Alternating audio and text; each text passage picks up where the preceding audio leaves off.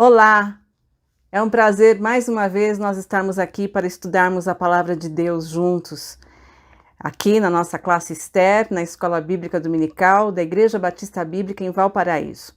E vamos continuar nosso estudo sobre esse personagem que nos traz tanto aprendizado, sobre o nosso Deus, que é Jonas. Então vamos orar para que o Santo Espírito de Deus fale conosco, que ele realmente ensine a cada uma de nós aquilo que ele deseja que nós aprendamos pessoalmente na nossa vida. Senhor Deus, muito obrigado, Senhor, porque temos a liberdade de falar contigo, Pai. Neste momento, Senhor, eu te peço, Senhor, que o Senhor esteja falando ao meu coração, Senhor, através da vida de Jonas e assim também ao coração de cada uma das minhas irmãs que está assistindo essa aula, Senhor, e aqueles também, Senhor, que ainda não te conhecem, Senhor, que através dessa aula que vamos ter agora, possam ser tocados e reconhecer que Jesus realmente é o Senhor da nossa vida, Pai. É isso que eu te peço e agradeço em nome de Jesus. Amém. Bem, a semana passada nós começamos a história de Jonas. A gente ouviu sobre a ordem que ele recebeu para ir até Nínive pregar a palavra, porque o mal daquela cidade havia chegado até Deus. Então Deus, pela primeira vez, manda um profeta seu fora de Israel, para falar aos ninivitas. E nós vimos que Jonas tinha várias razões para não querer ir para lá. Era um povo realmente inimigo do povo de Israel e Jonas não queria executar isso que Deus tinha reservado para ele. Nós começamos a estudar o livro de Jonas e vimos os 2 primeiros versículos. Nós vimos que Jonas, quem era Jonas, e nós vimos que ele recebeu então essa ordem de Deus. E hoje nós vamos continuar essa história e eu dei o título a essa lição de hoje de Fuga Frustrada. Não sei quantos de vocês gostam de assistir um filme de ação em que sempre existe lá um bandido que precisa fugir, da cadeia ou da mão dos outros bandidos, enfim, ter alguma fuga. E eu já assisti filmes muito interessantes de eles arquitetando como fugir daquele espaço. E é interessante que normalmente, vamos dizer aí, 90% dos filmes, essas fugas planejadíssimas acabam frustradas. A polícia acaba encontrando eles, as coisas não dão certo como eles esperavam. E foi mais ou menos isso que aconteceu aqui com o nosso personagem, com o Jonas.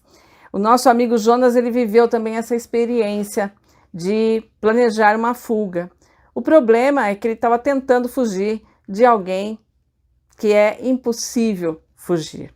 Vamos continuar lendo aqui no livro de Jonas e hoje vamos ver o versículo 3 e 4, que diz assim: Jonas, porém, fugiu da presença do Senhor na direção de Tarsis. Descendo para Jope, achou um navio que ia para Tarsis. Pagou a passagem e embarcou nele a fim de ir para Tarsis, fugindo da presença do Senhor. Mas o Senhor enviou um forte vento sobre o mar e caiu uma tempestade violenta, de modo que o navio estava a ponto de se despedaçar. Ele planejou essa viagem, essa fuga. Ele desceu, como está dizendo aqui a palavra de Deus, para Jope e de lá ele foi para Tarsis. É estranho que um profeta hebreu tentasse fugir da presença de Deus. Ele, mais que ninguém, conhecia, quem era Deus e o quanto que Deus é onipresente, está em todos os lugares, mas apesar disso, diante daquela situação que ele não queria realmente ir até Nínive e pregar, ele decide então fugir totalmente daquilo que Deus tinha planejado para ele, A palavra de Deus nos mostra que existem 2 formas da gente fugir de Deus. dois tipos, na verdade, de pessoas que fogem de Deus. O primeiro tipo está lá em Romanos, capítulo 1, versículo 28 e 29, que diz: assim, por haver rejeitado o conhecimento de Deus, foram entregues pelo próprio Deus a uma mentalidade condenável para fazerem coisas que não convêm, cheios de toda forma de injustiça, malícia, cobiça, maldade, inveja, homicídio, discórdia, engano, depravação, sendo intrometidos. São aqueles que rejeitam a Deus, né? Eles rejeitaram o conhecimento de Deus e se entregam a todo tipo de imundícia. Eles fogem da santidade de Deus. Mas este não é o principal que hoje nós queremos falar. O principal tipo de pessoa que foge da presença de Deus. Jonas era alguém que conhecia Deus, tanto que nós veremos depois, na próxima aula, que quando os marinheiros indagam quem ele é, está lá no versículo 9, ele dizendo: eu sou hebreu, adorador do Senhor, o Deus do céu, que fez o mar e a terra seca. Então, ele era alguém que conhecia a Deus, né? Ele não estava rejeitando Deus, ele conhecia Deus. E nós temos Paulo dizendo também desse outro tipo de pessoa, né? Que está lá em Romanos 2, versículo 17 e 18. Mas se tu te chamas judeu, te apoias na lei e te glorias em Deus e conheces a vontade dele, aprova as coisas excelentes, sendo instruído na lei. E no versículo 21 ele vai dizer: tu, pois, que ensinas os outros, não ensinas a ti mesmo? Tu que pregas, não se deve furtar, furtas? Então, muitas vezes, os que fogem da presença de Deus são esses religiosos, virtuosos, né? Que querem cumprir as regras, mas que, de fato, não querem agradar a Deus, obedecendo a Deus. Cumprem, na verdade, uma série de normas, de formas que acreditam ser aquilo que deve ser um bom cristão, mas o seu coração não está entregue a isso, né? É o caso do filho pródigo, o seu irmão mais velho. O seu irmão mais velho ficou em casa cumprindo todas as coisas que o pai tinha determinado, mas quando ele vê o pai tendo misericórdia do filho mais novo, o que ele faz? Ele se rebela contra aquilo, ele não quer que o pai seja amoroso com o filho que está retornando. Então ele coloca para fora realmente aquilo que estava no seu coração, né? Porque de fato ele não amava o pai, ele só estava ali cumprindo as obrigações. E quando ele faz isso, de uma certa forma, quando nós agimos assim, cumpridores de regra, nós estamos esperando que esse pai fique um pouco em dívida com a gente e que, portanto, por eu ser uma pessoa que cumpre todas as coisas que ele determinou, eu devo receber bênçãos. No entanto, quando ele não faz aquilo que eu quero, o meu coração, que não estava entregue a ele, se revela. E foi isso que aconteceu com Jonas. Jonas era um profeta. Ele, na sua terra, pregava, e nós vimos a semana passada que ele estava lá no reinado de Jeroboão, né? Mas quando Deus não fez exatamente aquilo que ele queria, ou seja, não salvar os ninivitas, acabar com eles, né? Que era um povo que, não, esses daí não merecem. Ele se rebelou, ele quis ir para longe de Deus, ele quis fugir de Deus. Jonas foge, mas apesar das estratégias que ele tem, Deus sempre está um passo à frente dele. E é isso que acontece, né? O ser humano acreditar que vai fugir de Deus, fugir daquilo que Deus quer que seja executado, é considerar que Deus não é soberano em todas as situações, ele não é onipresente e, portanto, ele não entende que Deus realmente sempre está um passo à frente. Deus sempre sabe o que vai acontecer, né? Então não tem como você fugir de Deus. A santidade e a misericórdia de Deus aqui contrastavam com a teimosia de Jonas. Eu não quero ir, eu não vou fazer parte disso, eu não quero ir para essa cidade falar nada, né? Eu não quero cumprir o propósito que o Senhor Deus tem na minha vida. Eu vou fazer um outro caminho. Eu vou fazer as coisas do meu próprio jeito. Então, apesar de conhecer a Deus, ele quis construir um caminho para ele. Jonas, fugindo, ele desafiou a Deus. Sua teologia estava em desacordo com a sua prática, porque apesar de ele conhecer a majestade de Deus, apesar de ele conhecer o Deus soberano, né, ele se dispõe a fugir. Então, muitas vezes nós conhecemos muito sobre Deus, mas na hora que vamos viver esse Deus, a gente acaba tendo outros tipos de atitudes, né, que vão totalmente contra aquele Deus que nós conhecemos. Os motivos que levam alguém a fugir de Deus sempre são ruins.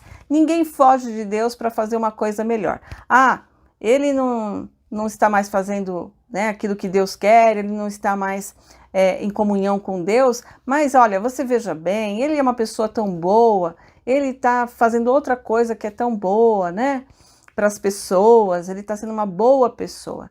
Fugir de Deus nunca tem uma motivação boa, sempre tem motivos ruins, porque, na verdade, o propósito que Deus tem para a nossa vida é que nós nos acheguemos cada vez mais a Ele. Então, Jonas, ele teve razões para fugir, né? Ele conhecia Nínive, ele sabia que era uma grande cidade, temos informações que era uma cidade que em volta dela haviam 3 muralhas, 2 rios, para você não acessar ela tão facilmente. A fortaleza em volta dela tinha 50 quilômetros de comprimento, 16 de largura, quer dizer, era uma cidade assim, poderosa, né? Grande e cheia de maldade contra Israel e contra todos que se colocavam como inimigos. Então, Jonas, ele conhecia Nínive, por isso ele queria fugir, ele não queria pregar em Nínive. Jonas também conhecia a Deus e ele vai dizer exatamente o porquê que ele fugiu para Tarsis, numa oração ao Senhor, né? Em Jonas capítulo 4, verso 2 diz: então orou ao Senhor e disse: ah, Senhor, não foi isso que eu disse quando ainda estava na minha terra? Por isso é que fugi depressa para Tarsis, pois sabia que és Deus compassivo e misericordioso, paciente e cheio de amor, e que te arrependes do mal. Como eu conheço quem é o Senhor, que o Senhor ia ser compassivo, que o Senhor ia ser misericordioso, eu sabia exatamente como que o Senhor ia agir com esse povo, por isso que eu fugi, né? Então, ele conhecendo esse Deus, ele quis fugir desse Deus. Eu já conheci pessoas que fugiram de Deus pela santidade de Deus. Elas queriam praticar coisas que não eram santas, né? Que eram pecaminosas. E elas sabiam que elas não poderiam fazer isso na casa de Deus. Muitas vezes elas justificam dizendo que as pessoas não iriam aceitar, mas elas, tendo o Senhor Jesus na sua vida, tendo o Espírito Santo dentro delas, o próprio Espírito diz para elas, né, que aqueles atos não vão ser tolerados por Deus. Então ela foge de Deus porque ela sabe que Deus é santo. Então, muitas vezes, o fato de conhecermos a Deus em profundidade nos faz, se nós quisermos realmente viver em pecado, fugir dele, né? Então, como Jonas sabia que Deus era misericordioso, ele conhecia esse Deus de misericórdia e sabia que ele ia ter misericórdia por aquele povo que ele queria que ele condenasse, né? Ele fugiu. Então, Jonas fugiu porque conhecia Nínive, Jonas fugiu porque conhecia a Deus, e Jonas se recusou a rever a sua própria teologia. Ele queria determinar de quem é que Deus deveria ter misericórdia. E ele não quis mudar esse pensamento, né? Nós podemos até condenar Jonas, mas como eu falei a semana passada, nós também muitas vezes queremos determinar de quem é que Deus deve salvar, quem Deus não vai salvar, né? Eu já ouvi pessoas falando duramente sobre políticos, por exemplo, quero que o fulano morra e vá para o inferno, né? E nós vamos assim, determinando, esse artista, essa pessoa pública, porque ela tem esse tipo de atitudes, essa daí está perdida. E como se nós fôssemos excelentes, né? tivéssemos, nós como a gente tinha pouquinho pecado, então Deus nos resgatou. Na verdade, todos nós éramos pecadores. Romanos diz que não há um justo, nenhum sequer, né? Todos nós condenados. E quando Deus olha para nós, Ele não vê pecadinho e pecadão, Ele vê a nossa natureza pecaminosa e isso afasta Ele de nós. Somente pela misericórdia de Jesus é que Ele nos resgata e nos transforma. Então, nós não somos ninguém. O grande problema de Jonas é que ele não se via como os ninivitas. Ele estava num outro patamar, né? Ele era hebreu, né? Ele era um profeta. E aquele povo era um terror. Eles que vão para a morte eterna. Eu que estou bem, não vou ser eu que vou anunciar nada para eles, né? Então, ele não quis rever a sua teologia, ele preferiu fugir a mudar. Bom, nós vimos as razões porque Jonas fugiu, né? E agora nós vamos ver para onde que Jonas então vai. Aqui a palavra de Deus está dizendo que ele fugiu da presença do Senhor na direção de Tarsis. Descendo para Jope, achou um navio que ia para Tarsis. Pagou a passagem e embarcou nele, a fim de ir para Tarsis, fugindo da presença do Senhor. Então, ele vai fugir para Tarsis. Eu vou colocar aqui para você um mapa que mostra aonde ficava Nínive e aonde ficava Tarsis. Nínive estava mais ou menos a 800 quilômetros de Jope, né, ao norte de Israel. E Jope para Tarsis tinha mais ou menos 4.000 quilômetros. Totalmente opostos os dois lugares, né? Para lá é Nínive, para cá é Tarsis. E é exatamente isso que Jonas quer. Ele desce da cidade dele, né, até o porto e de lá pega o barco, que era um navio de um porte médio, que trafegava naquela região, mais ou menos umas 100 pessoas, entre marinheiros e tripulantes, as pessoas, enfim, que iam junto, né? Então ele compra a passagem dele e entra no navio rumo a Tarsis. Agora, por que Tarsis? A primeira coisa eu já falei, Tarsis ficava bem longe. Ela era o final do mundo conhecido na época. No mundo antigo, eles não tinham o conhecimento de todo o planeta, né? Mas a cidade, qual que é a cidade mais longe que era conhecida? Era o sul da Espanha, era em Tarsis. Isaías, capítulo 66, versículo 19, nos diz: porém entre elas um sinal e enviarei os que escaparem dali as nações, a Tarsis, Pul e Lude, povos que atiram com um arco, a Tubal e Javã, até as ilhas distantes, que não ouviram da minha fama, nem viram a minha glória, e eles anunciarão a minha glória entre as nações. Eu vou enviá-los para Tarsis. Tarsis, um lugar distante, né? Então, 4.000 quilômetros aí do porto de Jope, o lugar mais longe que esses marinheiros fenícios poderiam levar Jonas. A viagem durava mais ou menos 1 ano. Gente, isso me surpreende muito. Hoje a gente não tem noção do que eram essas viagens, né? Nossas viagens hoje são tão rápidas. Em poucos dias a gente está em outro lugar. Não, levaria 1 ano, quer dizer, era um lugar longe, distante, que ia demorar bastante e talvez na cabeça de Jonas era assim, quem sabe até lá Deus já desistiu, né? Não vai ficar pensando nesse negócio de eu ir lá para Nínive. Então, nós podemos ver que ele não pretendia só ficar longe de Deus, mas realmente ele queria estar na direção oposta de tudo aquilo que Deus tinha determinado para ele. É para lá que o Senhor quer que eu vou para cá, né? E quantas vezes, né, nós vemos pessoas buscando exatamente isso, a direção oposta a tudo aquilo que Deus gostaria que houvesse na vida dela, todos os princípios que Deus gostaria que fossem seguidos. Nós mesmos, né? Quantas vezes Deus determina e fala através da sua palavra que nós devemos ir por uma direção em relação a nossos relacionamentos, em relação à nossa vida financeira, em relação a tantos detalhes da nossa vida. E nós optamos o quê? optamos por ir exatamente para o lado contrário, fazer exatamente aquilo que não deveria ser feito. A segunda razão por que Jonas vai para Tarsis está aqui nesse verso 19 de Isaías 66. Diz que eram ilhas distantes que não ouviram da minha fama, nem viram a minha glória. Então, era um lugar que não conhecia a palavra de Deus, não havia sido anunciada ainda a palavra de Deus nesse lugar.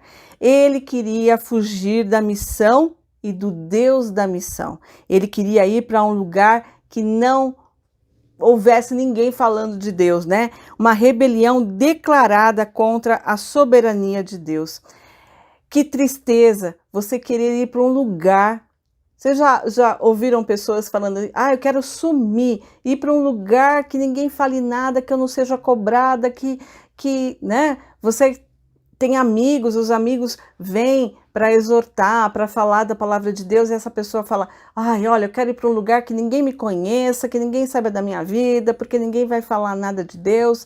Enfim, a pessoa quer fugir da palavra de Deus. E isso aconteceu com Jonas também. O problema é que Jonas não se lembrou, né? Nós vamos ver que na barriga do peixe, depois ele vai orar salmos, mas o Salmo 139 foi um salmo que ele não se lembrou de pensar nele, né? Salmo 139, versos 7 a 12, diz assim: Para onde me ausentarei do teu espírito? Para onde fugirei da tua presença? Se eu subir ao céu, lá tu estás. Se fizer a minha cama nas profundezas, tu estás ali também. Se tomar as asas da alvorada, se habitar nas extremidades do mar, ainda ali a tua mão me guiará e a tua mão direita me susterá. Se eu disser, as trevas me encobrirão e a luz ao meu redor se transformará em escuridão, até mesmo as trevas não serão escuras para ti, mas a noite brilhará como o dia, pois as trevas e a luz são a mesma coisa para ti. Não adianta querer ser criança que se esconde, né? Fecha os olhos e acha que está escondido, né? Na nossa frente põe uma fraldinha no rosto e acha que ninguém vai encontrá-la. E às vezes nós com Deus somos a mesma coisa. A gente fica achando que, se eu não falar com Deus, ele nem vai me ver aqui, vai. A gente faz que nem aquele pessoal que, quando está na sala de aula e o professor vai fazer chamada oral, lembra da chamada oral que existia? Nem sei se existe ainda hoje nas escolas. Mas assim, ninguém queria olhar para o professor, né? Todo mundo disfarçava, porque achava que o professor não ia te chamar, não ia te ver se você ficasse numa atitude diferente. E nós somos a mesma coisa. Muitas vezes a gente acha que a gente não buscando a Deus, ele não vai olhar para a gente. Mas isso não é a realidade. Na escuridão, Deus vai nos enxergar, né? No pecado, sendo filhos de Deus, ele vai nos olhar aonde nós estivermos. Não tem como fugir da presença de Deus. Então, ele se esqueceu disso, né? Ele se esqueceu, na verdade, de quem era esse Deus. E havia uma terceira razão para ele ir para Tarsis. Tarsis era uma cidade próspera. Ela foi fundada pelos fenícios e era reconhecida como uma das mais ricas fontes de prata, ouro, estanho e chumbo do mundo antigo. Ele queria recomeçar a vida dele num lugar distante, próspero e longe da palavra de Deus. Ele queria uma vida melhor, né? Então, ele estava fugindo de Deus para ter uma vida boa aqui na terra. Quantas vezes nós queremos fugir de Deus e dos seus princípios para conseguirmos vantagens aqui na terra, passageiras, né? Que não nos levarão a nada. Então nós abrimos mão de agradar ao Deus eterno para poder garantir coisas aqui efêmeras que vão passar. E isso foi o que Jonas fez. Jonas queria ter essa vida próspera, uma vida num lugar distante, que ninguém o conhecesse e que ele não ouvisse a palavra de Deus. Jonas estava cercado por circunstâncias favoráveis. Ele desceu da cidade dele, já tinha ali um barco, né? Ele tinha dinheiro para pagar a passagem, parecia que estava tudo dando certo. E talvez na cabeça dele ele estivesse pensando, talvez Deus nem também não queria tanto assim que eu fosse para Nínive. Olha aí, ó, as portas estão se abrindo. E da mesma forma que nós temos que entender que nem sempre coisas que estão dando errado querem dizer que nós estamos fora da vontade de Deus, coisas que estão dando certo podem ser mal interpretadas. A gente tem que tomar cuidado com essas interpretações que a gente faz das portas abertas ou portas fechadas, principalmente quando as nossas vontades é que estão sendo satisfeitas, né? E nós começamos a deturpar realmente tudo o que está sendo feito e achando que, olha aí, ó, é um sinal isso, né? A gente vai interpretando esses sinais. Na verdade, o que Deus tem para revelar para nós, em princípio, está na palavra dele. E ele não vai te dar sinal nenhum de que algo que é desobediência a esse princípio que está na palavra de Deus seja correto, né? Olha só, eu estou insatisfeita no meu casamento, agora apareceu uma pessoa na minha vida, está se aproximando de mim, diz que está me amando e tal, tá vendo? Isso talvez seja aí uma porta para eu sair desse casamento que não me satisfaz, e porta de Deus para adultério nunca vai acontecer, né? Porta de Deus para corrupção, porta de Deus para você que te leve ao pecado, né? Nunca vai ser de Deus. Então, os princípios de Deus revelados na sua palavra são aquilo que deve dirigir a nossa vida, e não a gente ficar tentando olhar, olha, acho que isso aqui é um sinal, ficar procurando sinais que, na verdade, podem nos confundir e não revelar realmente a vontade de Deus. Bom, nós já vimos aqui que ele fugiu, as razões pelas quais ele fugiu, para onde ele fugiu, né? Por que ele escolheu Tarsis e o quanto que isso era inútil. E agora nós vamos ver que até esse ponto quem estava agindo era Jonas. E agora nós vamos ver, diante da ação de Jonas, qual é a ação de Deus. A palavra de Deus diz aqui: mas o Senhor enviou um forte vento sobre o mar e caiu uma tempestade violenta, de modo que o navio estava a ponto de se despedaçar. Enviou, lançou, em outra versão, né? Fala que Deus lançou. A NVI diz que o Senhor fez soprar um forte vento sobre o mar e caiu uma tempestade tão violenta que o barco ameaçava arrebentar-se. Então, veio sobre o mar um forte vento, uma tempestade violenta. E nós vamos ver na próxima aula que os marinheiros experientes ficaram atordoados porque eles viram que havia algo de sobrenatural naquela tempestade. Marinheiros experientes estão acostumados a enfrentar um clima adverso, né? Mas dessa vez eles viram que é algo maior, que realmente era um vento e uma tempestade violenta que tinha vindo de repente. Foi isso o que Deus fez sobre aquele barco. E a verdade é que grandes tempestades vêm quando você desobedece. Marinheiros ficaram espantados, mas o fato de Jonas ter se recusado a ir a uma grande cidade acabou gerando para ele uma grande tempestade. Todo ato de desobediência tem uma tempestade vinculada a si. O Antigo Testamento, principalmente o livro de Provérbios, falam muito disso, né? Das consequências da desobediência. Nós temos inúmeras histórias na palavra de Deus que mostram o quanto que a desobediência acarretava sempre problemas e dificuldades. Não que toda dificuldade, todo problema seja resultado de pecado. Não, agora eu vou ficar lá vigiando, né? Todo mundo que faz um pedido de oração por dificuldades e problemas é porque tem pecado na vida. Não, nem toda dificuldade é resultado de pecado, mas todo pecado traz dificuldades.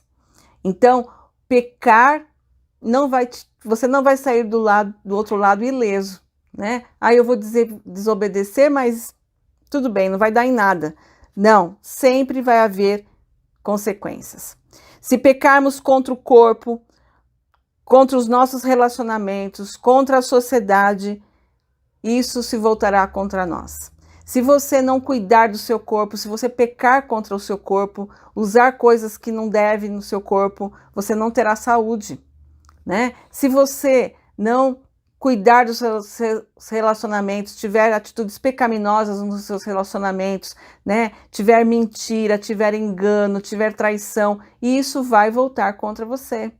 Então, todo pecado gera dificuldades, gera realmente tempestades na nossa vida. Provérbios capítulo 21, versículo 7, diz: a violência dos ímpios os arrebatará, porque se recusam a praticar a justiça. A violência dos ímpios os arrebatará. Aquilo que o ímpio faz, ele recebe a consequência ao mesmo tempo, né? Uma vez eu vi uma pesquisa mostrando quanto que os bandidos, os ladrões, por exemplo, eles não envelhecem, eles morrem muito cedo. Por quê? Porque os seus atos violentos têm consequências sobre eles. Então, Deus nos criou para servi-lo, para conhecê-lo e para amá-lo. E se nós violamos as suas leis, nós estamos violando esses seus desígnios. E isso nos trará consequências. Resultados imediatos e dramáticos vieram para Jonas. Ele entrou lá no barco, né? E nós vamos ver que eles tentam remar de volta, então eles não estavam tão longe. Não foi uma coisa que eles gastaram muito tempo, logo veio a tempestade, logo veio o vento. Nem sempre acontece assim. Na verdade, o pecado, ele não tem uma consequência tão imediata, né? Eu, por exemplo, fiz radioterapia. E quando a gente está lá na radioterapia, a gente absolutamente não sente nada. Aquela máquina passa pela gente e você não vê uma luz, não vê nada, né? Eu não sentia nada, nenhum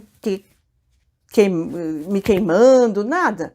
Mas depois de alguns dias você vê as marcas de onde queimou, né? E pode até mesmo criar feridas profundas.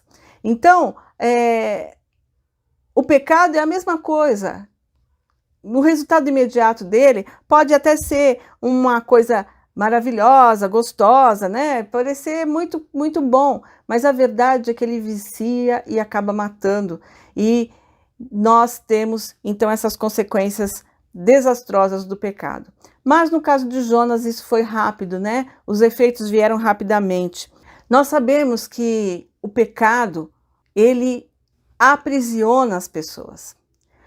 Nós acabamos fazendo o que quando nós pecamos? Racionalizando, nós ficamos na defensiva, nós sempre temos razões por que nós pecamos. Se você pegar alguém, por exemplo, que adulterou, essa pessoa provavelmente vai falar que, mas o meu marido não me amava, não me dava carinho, não fazia isso, não fazia aquilo, então, portanto, fica justificado, né? Ou alguém que comete um outro pecado. No imposto de renda eu não coloco tudo e tal, por quê? Porque o governo é corrupto, então ele vai justificar o erro dele, né, por outras situações, e isso vai te consumindo por dentro, porque o pecado vai tomando cada vez mais espaço. A verdade é que aqui a gente vê que não se pode subornar uma tempestade ou confundi-la com lógica ou retórica. Jonas não tinha como subir lá no barco, olhar para aquela tempestade, para o vento e dizer: olha, peraí, eu estou fugindo, mas eu tenho boas razões para fazer isso, né? Não tinha como. As consequências vieram. E a mesma coisa é quando nós pecamos. Não tem como você chegar diante de Deus e justificar o seu pecado. Olha, estou pecando por causa disso, disso, disso. Pecar é pecar. E isso vai te levar a ter graves tempestades e consequências na sua vida. E por que você vai ter isso? Porque você tem um Deus misericordioso que não desiste de você. Vocês acham que Deus não tinha outro profeta para mandar? Era simples, descartava Jonas. Morreu, acabou. Vou mandar outro que me obedeça. Mas não, Jonas foge e Deus vai atrás dele. E é isso que ele faz comigo e com você. Ele não desiste de nós. Nós, como filhos dele, pecamos, fazemos aquilo que desagrada a ele, né? Mas ele vem, ele nos corrige, ele vai atrás de nós, porque ele não desiste de nós, ele quer que nós sejamos a imagem dele e as circunstâncias vão trabalhar para que isso aconteça. Nós, como vimos a semana passada, queremos aprender sobre o nosso Deus através da história de Jonas. E hoje, esses 2 versículos nos ensinam algumas coisas sobre o nosso Deus. A primeira coisa que eu quero destacar aqui, que esse trecho, né, ensina, é que Deus é soberano e ele faz o que ele quer. Ele quer Jonas em Nínive e ele vai fazer isso. Ele é soberano, ele é quem manda, né? E se a gente obedece mais rapidinho, a gente evita consequências, porque no final, tudo o que vai acontecer é o que ele quer. Essa é uma verdade fundamental para nós crermos, porque muitas pessoas acreditam num Deus que se submete à vontade humana, que, ele negocia com a gente, né? E quando ele vê que às vezes a gente vence. Vence a Deus pelo cansaço, vence a Deus pelas orações. Isso tudo, gente, é heresia, porque Deus é poderoso e soberano e a sua vontade, escrita antes de todas as coisas, sempre vai prevalecer. Ele vai fazer tudo aquilo que ele quer, tudo aquilo que lhe agrada fazer.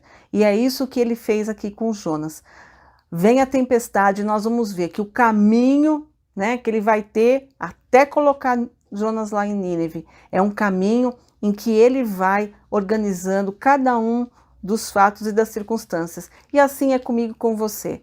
Você sabe onde você está hoje e você sabe o que Deus fez para você, para te colocar aí onde você está, né? Neste casamento, nessa cidade, nesta igreja. Quantas circunstâncias foram acontecendo e Deus te colocou aí. Nada foge do controle dele. Então Deus é soberano e sempre faz o que ele quer. A outra coisa que nós vimos aqui é que Deus controla todas as coisas, inclusive a sua criação. O mar, a tempestade, nada disso, gente, foge do controle de Deus. Nós temos ouvido muito as pessoas falarem assim, olha como que está o clima, que absurdo, tal, mas também o que o homem está fazendo e tal, né, mexendo no clima. Ok, o homem realmente destrói a natureza, isso gera consequências, como eu estou falando aqui sobre o pecado. Mas nós temos que ter a convicção de que não cai uma gota de chuva, se Deus não quiser e não permitir, e não realmente fizer aquilo. Né? Então não é só uma questão de que, tá bom, vai, a natureza que manda, é o ser humano que manda, Deus fica ali só olhando. Não, todas as coisas funcionam de acordo com a vontade de Deus. Então, mesmo situações de calamidade que são incompreensíveis para nós, puxa, como que Deus, né, um Deus bondoso, faz isso acontecer, né? Uma tempestade tão tenebrosa que mata pessoas e tudo. Essa é uma outra discussão, né? Como é que Deus, um Deus bom, apesar de um Deus bom, existe maldade no mundo, né? Então, nós estamos aqui vivendo num mundo perdido e pecaminoso, mas não podemos nunca pensar de outra forma. Deus controla a sua criação, ele controla a natureza. E aqui ele usou a tempestade, ele usou o vento para colocar Jonas aonde ele queria. Tudo que acontece na terra é para glorificar o nome do Senhor. O Senhor se revela em todas as circunstâncias, ainda que nós não possamos compreender isso. Então Deus é soberano, faz o que ele quer, Deus controla a criação e Deus é misericordioso. Deus não desiste de Jonas e não desiste nem de mim, nem de você. Ele vai atrás, né? E isso demonstra a misericórdia de Deus. Nós vemos muito claramente aqui a misericórdia e a santidade de Deus nesse contraste com a teimosia de Jonas, a teimosia humana, né? Então, nós devemos saber que Deus, ele é soberano, Deus é misericordioso, Deus faz tudo realmente como ele quer e ele controla a sua criação. A outra coisa que nós vemos aqui é que Deus usa todas as situações para operar a sua vontade em nossa vida. Deus usou as circunstâncias ali, ele usou o vento, ele usou a tempestade, tudo para operar na vida de Jonas, para realizar o seu propósito na vida de Jonas. E Deus, ele usa as situações da nossa vida para nos transformar. Não é para transformar nosso vizinho, não é para transformar o marido. Ah, que isso está acontecendo, é bom para o meu marido aprender. Não, é para você aprender. Se você está vivendo uma situação, você tem coisas a aprender. Seu marido tem coisas a aprender, seus filhos têm outras coisas para aprender. Mas você, em toda e qualquer situação, sempre vai estar sendo transformado pelo Senhor. E nós precisamos pedir discernimento ao Espírito Santo para que a gente enxergue essas transformações que Deus está fazendo na nossa vida, né? E o mais importante, né, gente? Deus está presente em todo lugar. Jonas queria fugir para um lugar que não conhecia nem Deus, que nunca tinha ouvido falar. Quem sabe lá eu fico longe dele. Mas não acontece isso. Deus está presente em todos os lugares. Não adianta você sair da igreja para não ouvir mais a palavra de Deus. Não adianta você mudar de cidade para que você vá para um lugar que ninguém te conhece. Porque onde você estiver, Deus vai estar lá e Deus vai continuar agindo na sua vida através das circunstâncias. Você, como filho dele, ele não vai desistir de você e ele vai continuar a ir atrás de você aonde você estiver, né? A ir atrás de você não, né? Agir na sua vida, porque ele não precisa correr atrás, ele está em todos os lugares. Algumas lições importantes para nós nessa aula de hoje. Primeira, reconheça o trabalhar de Deus na sua vida. Reconheça as tempestades, reconheça as circunstâncias, reconheça esses ventos que sopram para fazer você, né, mudar a sua forma de viver, mudar as coisas que estão acontecendo. Reconheça que muitas vezes a mudança de um emprego é para agir na sua vida. Reconheça que uma situação de saúde, Deus está agindo na sua vida. Reconheça as circunstâncias, o trabalhar de Deus na sua vida. E a segunda lição fundamental de hoje: para de fugir de Deus.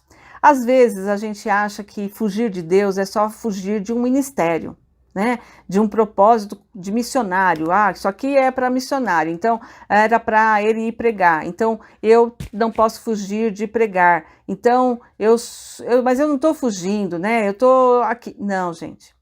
Fugir de Deus é estar para além do pregar, do ser missionário, do ser pastor, da questão do serviço. Nós fugimos de Deus quando nós não queremos fazer aquilo que é certo e aquilo que Deus nos manda, as ordens de Deus que estão na sua palavra. Nós fugimos de Deus quando nós não queremos fazer o que é certo e o que precisa ser feito. A gente deixa para depois, né? Ah, quem sabe mais para frente, quem sabe quando as coisas melhorarem. Uma ordem muito clara, né? Por exemplo, é a gente ser dizimista.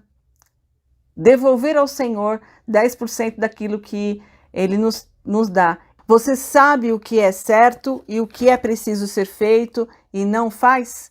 Isso é fugir de Deus. Alexandre Magno, um grande homem, né, conquistador, diz que uma vez pegaram um soldado dele que estava fugindo, não queria guerrear e estava fugindo, e pegaram e trouxeram para Alexandre Magno. E Alexandre Magno olhou para ele e perguntou: qual é o seu nome? E ele falou: Alexandre. E ele novamente perguntou: peraí, qual é o seu nome? E o rapaz disse: Alexandre. E aí ele disse: ou você muda de nome, ou você muda de conduta. Ele não queria ter um Alexandre fujão. Já imaginou se Deus olhasse para nós e dissesse: qual é o seu nome, Laís? Eu ia dizer: eu sou Laís, serva do Senhor, né? Do mesmo jeito aqui que o que Jonas nós vamos ver mais para frente que fala, né? Ah, eu sou hebreu, filho, né? Servo do Deus Altíssimo, né? E Deus olhasse para a gente e fala, então, ou você muda de nome ou você muda de conduta, né? Do que você está se chamando? De filha de Deus, de serva de Deus, né? De cristã. Os que eram chamados cristãos eram os que seguiam os ensinos de Cristo. Então, como que você está sendo chamada? É exatamente como está sendo a sua conduta? Ou você tem fugido de Deus e não tem realmente obedecido aquilo que Ele tem por propósito na sua vida? Então, que hoje a fuga frustrada de Jonas possa realmente ter nos ensinado que não adianta fugir de Deus. O melhor é correr de encontro ao Senhor e pedir para que Ele transforme realmente a nossa vida. Que Deus abençoe sua semana e que essa seja uma semana em que você esteja bem pertinho de Deus e não fugindo dele.